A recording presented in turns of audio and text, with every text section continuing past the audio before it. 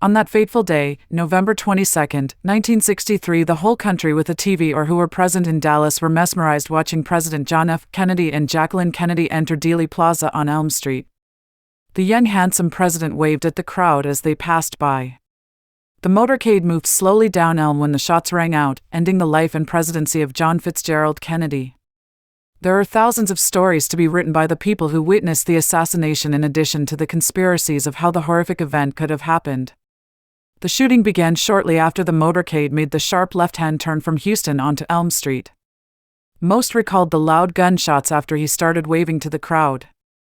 People were lined up on both sides of the streets with cameras, taking still photographs and even filming the event.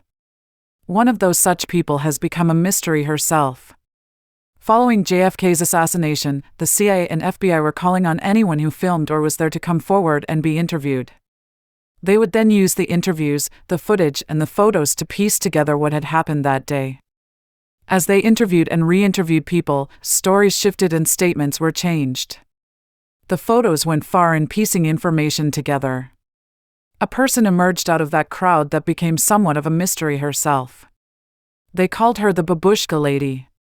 She was a brunette with a scarf tied on her head resembled a Russian scarf. That is where she got her nickname. There are several photos of her, most of her taking pictures as the motorcade moved through the crowd. Many of them were of her back or side without a good view of her face. There was one that saw her walking.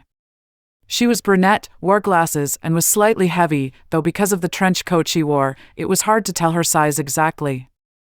An interesting fact given it was a sunny day and she seemed more wrapped up with a scarf and coat than many of the other people. Her scarf was light or tan in color and there was a pattern on it. After that day she completely disappeared.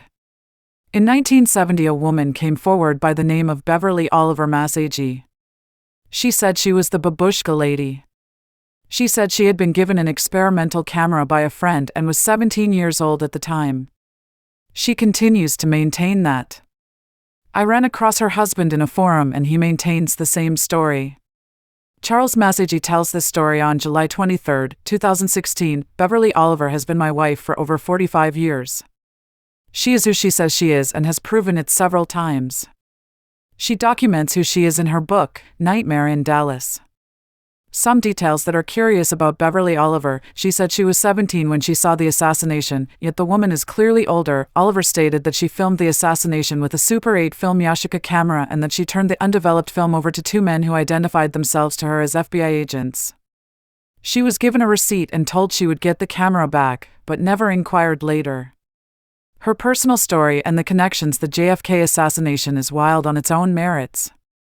Beverly went from being an underage dancer at a club to Jack Ruby's arm candy to JFK assassination witness who had her film ripped off by the FBI to the wife of a mafia hitman to wife of a Baptist preacher. Vincent Bugliosi stated most people think Ms. Oliver did not prove herself to be the Babushka Lady sufficiently. I think that is true. When you look at a Beverly Oliver in 1970, the blonde bombshell, you wonder how she translates to the covered-up brunette with glasses that was filming the Kennedy murder. I would say people change and evolve all the time. Beverly, an underage dancer in a nightclub, she was also trim, not heavy as in the photo. So, her look in 1970 goes much more with that lifestyle. There is a photo of her young, a Colony Club singer promoting the movie, Blindfold in 1966. She looks nothing like the Babushka Lady even 3 years later. Beverly Oliver, Colony Club singer in 1966 promoting Blindfold. Does that mean she was not a witness? No, just perhaps not that one. One interesting person on a comment I read while researching this blog stated this. This might put a cat amongst the pigeons. I genuinely believe that the Babushka Lady is a man. Look how wrapped up she is, very hard to identify, the build, and the way she walks. Hence why she has never been found. What do you think, folks? Tom Neath said.